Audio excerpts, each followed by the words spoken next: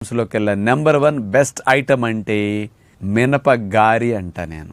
ఎందుకు ఈ గారెని ఎలా తింటే ఎన్ని లాభాలు వస్తాయి, మరి బ్రేక్ఫాస్ట్లు ఎప్పుడన్నా తినాలన్నప్పుడు గారెలు తింటాం, మరి ది బెస్ట్ బ్రేక్ఫాస్ట్ ఎందుకు అని ఇక్కడ మీకు వివరణగా నేను తెలియచేస్తాను.